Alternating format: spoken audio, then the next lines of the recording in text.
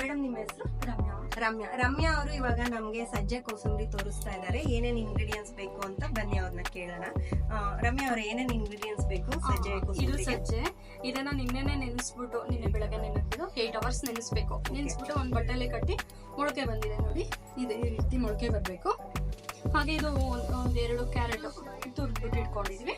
ಇದು ಕಾಳು ಮೆಣಸಿನ ಪುಡಿ ಸ್ವಲ್ಪ, ಹಾಗೆ ಇದು ಬಂದ್ಬಿಟ್ಟು ನಿಂಬೆ ಹಣ್ಣಿನ ರಸ ಸ್ವಲ್ಪ, ರುಚಿಗೆ ತಕ್ಕಷ್ಟು ಉಪ್ಪು, ತೆಂಗಿನಕಾಯಿ, ತೆಂಗಿನ ತುರಿ.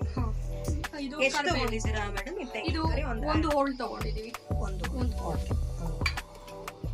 ಸ್ವಲ್ಪ, ಹಾಗೆ ಕರಿಬೇವು.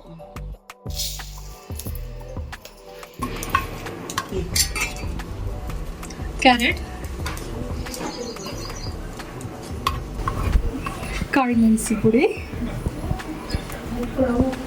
ಉಪ್ಪು,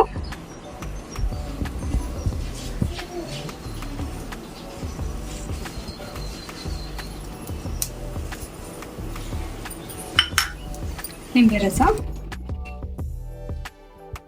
ಇದು ನಮ್ಗೆ ಎಷ್ಟು ಬೇಕೋ ಅಷ್ಟು ಹಾಕೋಬಹುದು, ಉಪ್ಪು ಮತ್ತೆ ನಿಂಬೆ ರಸ, ತೆಂಗಿನ ತುರಿ,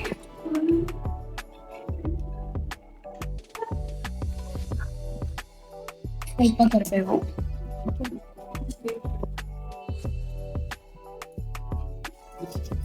ಎಲ್ಲ ಮಿಕ್ಸ್ ಮಾಡ್ಕೊಬೇಕಲ್ವಾ? ಎಲ್ಲ ಮಿಕ್ಸ್ ಮಾಡ್ಕೊಂಡು.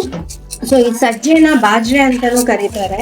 ಇದನ್ನ 8 hour ನೆನೆಸ್ಕೊಂಡು ಮೊಳಕೆ ಬರ್ಸ್ಕೊಂಡು ಮಾಡಿರೋದು. ಇದು ತುಂಬಾ ಆರೋಗ್ಯಕ್ಕೆ ತುಂಬಾ ಒಳ್ಳೆಯ ಇದು ರಿಚ್ ಇನ್ ಆಂಟಿ ಆಕ್ಸಿಡೆಂಟು, ಮತ್ತೆ ಮೆಗ್ನೀಷಿಯಂ ಇದೆ, ಐರನ್ ಇದೆ, ಮತ್ತೆ ಜಾಸ್ತಿ ಪ್ರೋಟೀನ್ ಇದೆ ಇದರಿಂದ ನಮ್ಮ ಡಯಾಬಿಟಿಸ್ ಪೇಷಂಟ್ಗೆ ಇದು ತುಂಬಾನೇ ಒಳ್ಳೆಯದು. ಯಾಕಂದ್ರೆ ನಾವು ಇದು ತಿಂದಾಗ ಬೇಗ ಬ್ಲಡ್ ಸರ್ಕ್ಯುಲೇಷನ್ ಚೆನ್ನಾಗಾಗುತ್ತೆ.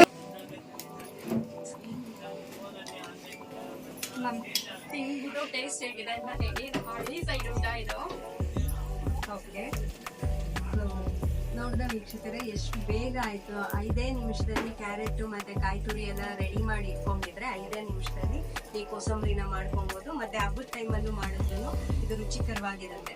ಸೊ ಇಲ್ಲಿ ನೋಡೋಣ ಹೇಗೆ ಮಾಡಿದ್ದಾರೆ ರಮ್ಯಾ ಮೇಡಮ್ ಅಂತ.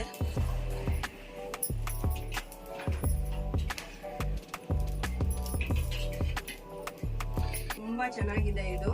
ಸೊ ನಾನು ಹೆಸರುಬೇಳೆ ಕೋಸಂಬರಿ ಮತ್ತೆ ಕಡಲೆಬೇಳೆ ಕೋಸಂಬರಿ ತಿಂದಿದ್ದೆ, ಇದನ್ನ ಟೇಸ್ಟ್ ಮಾಡಿರ್ಲಿಲ್ಲ. ಇವತ್ತೇ ಫಸ್ಟ್ ಟೈಮ್ ಬಂದು ಟೇಸ್ಟ್ ಮಾಡ್ತಾ ಇರೋದು. ತುಂಬಾನೇ ಚೆನ್ನಾಗಿದೆ. ಮತ್ತೆ ಕರೆಕ್ಟಾಗಿ ಉಪ್ಪು, ನಿಂಬೆ ರಸ ಎಲ್ಲಾನು ಹದವಾಗಿ ಕರೆಕ್ಟಾಗಿ ಹಾಕಿದ್ದಾರೆ. ಟೇಸ್ಟ್ ಅಂತೂ ಸಖತ್ತಾಗಿದೆ. ಆರಾಮಾಗಿ ಹಬ್ಬದ ಟೈಮಲ್ಲಿ ಹೆಸರುಬೇಳೆ ಕಡಲೆಬೇಳೆ ಕೋಸಂಬರಿ ಯಾವಾಗಲೂ ಮಾಡ್ಕೊತೀವಿ. ಒಂದೊಂದ್ಸತಿ ಚೇಂಜ್ಗೆ ಇದನ್ನ ಮಾಡ್ಕೊಂಡು ತಿನ್ಬೋದು. ತುಂಬಾನೇ ಚೆನ್ನಾಗಿದೆ. ಥ್ಯಾಂಕ್ ಯು ರಮ್ಯಾ ಅವರೇ.